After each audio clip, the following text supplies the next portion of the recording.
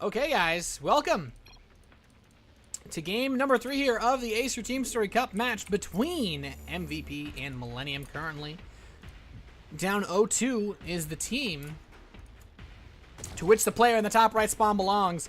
I've actually not seen him play in this tournament, but apparently he is here now to defend the throne and shut down this puny European player. It is going to be MVP's DRG. And spawning in the bottom left position as the blue Terran player. Coming from Millenium with 2 kills over the Protoss. Can he defeat the Zerg? It is Dayshi.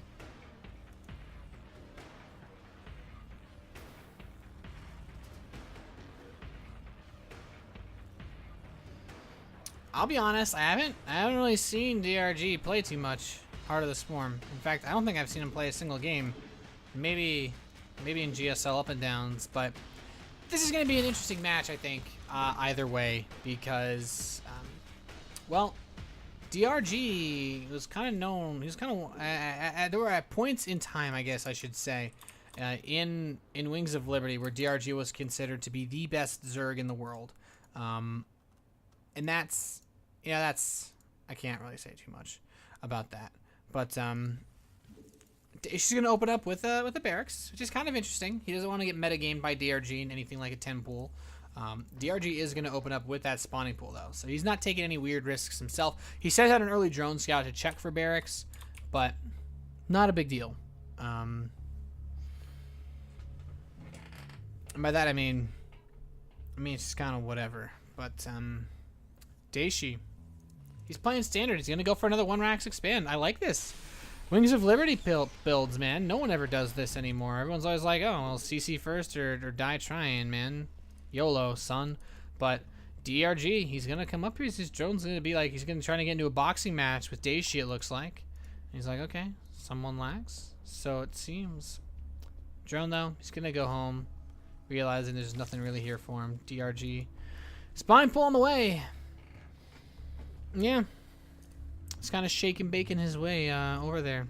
I never understand why the Overlord portrait is the hatchery portrait. But like I said, you can't even see the portraits, so why am I talking?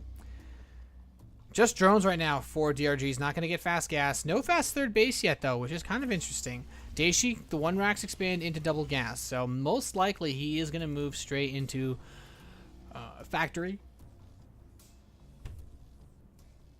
And we could see something along the lines of Hellbats as a follow-up to this, or a regular Hellion build into Hellion Banshee. Hellion Banshee was the standard for Wings of Liberty as far as Terran versus Zerg went. So this, I mean, it's gonna be interesting. I don't know what else to tell you guys. The Eric's pumping up Marines. We don't have anything exciting happening, and well, I'm all alone, but Dayshi's SCV is going to come in here and scout. He sees, okay, nothing weird in the natural. He's going to go in the main base, though, and he sees no gas. So this is interesting in that DRG has not gone for the fastest third base possible. He's going to go for a regular 4-queen build, and what this is going to do is give him a lot of options for creep spread and defense. If he decides to go for a 5th and 6th queen, then he is incredibly greedy. But no, he's going to actually take 2 gas geysers in his natural, and this is interesting because he has not yet started a third base. I feel like what he could do, though, is throw it on the 3rd and go double evolution chambers and get a 1-1 and then move into the lair play after. But yeah, since he's continuing to drone like this, I feel like we should see a 3rd base, but he's not getting it just yet. Is he going to go evolution chambers first? It's going to be a very interesting question. Or is he going to try to do something a little bit trickier? Maybe just go for a saturated 2-base timing with roaches or something like that. He does have a lot of options available to him.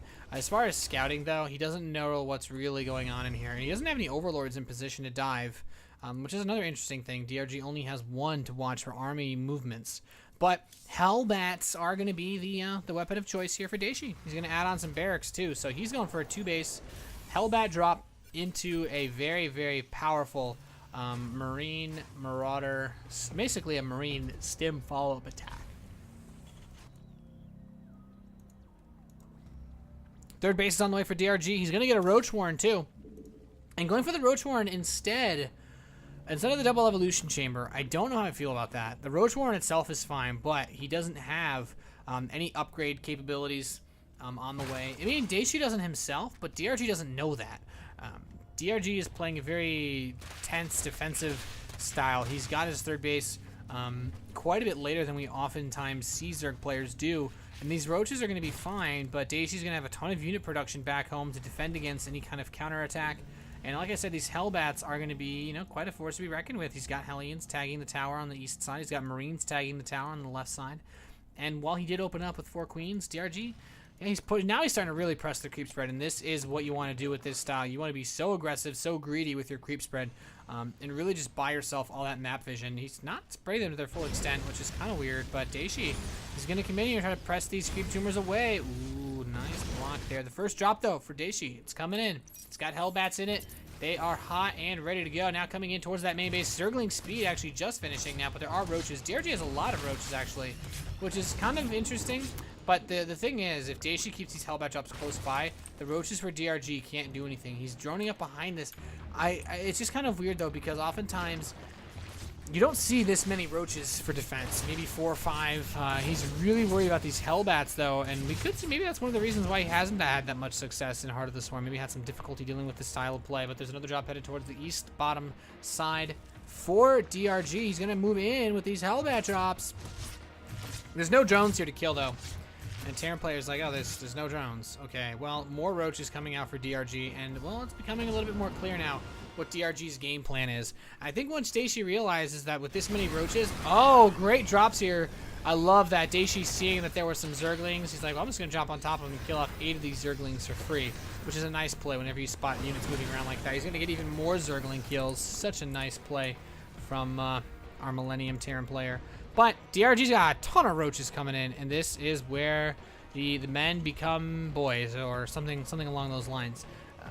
Hellbats are coming in. He's getting a lot of Hellbats, which is nice. He's going to lower the ramp. He is inviting him. He's inviting him to play. He's going to drop the Hellbats behind the roaches. Oh, such a smart play from Dayshi, abusing that area of effect damage on these roaches, and he's really softening up. Now the bio can move in, and he's going to get up close and personal. I'd like to see him load those Hellbats back into Medivacs and cut off the retreat path, but he doesn't even need to. This stimmed bio is going to be so much. DRG is losing quite a bit of these roaches here. Dayshi continuing to press forward. He is going for gold. More roaches continue to die. They're hiding behind this little platform. Dayshi, he gives chase, and right now, looking pretty solid for our Terran player. He hasn't lost too much. Keep in mind, though, third command center is only just about to start for Dayshi. The third base has been done for DRG for a while. If he doesn't die, he's going to have a really nice setup economically because he is joining that base up. Now, the Marines and Marauders are going to get dropped the Hellbats as well. The Zerglings are trying to do something. There's no combat shield just yet, so these Marines are going to die pretty damn fast. But Dayshi just has so much stuff here. He's killing off the roaches. 26 Zerglings are on the way. There's still a single Hellbat alive, and if that stays alive, these Zerglings, you're not going to be able to hold this off just by morphing in Zerglings. The Marauders dealing with the roaches.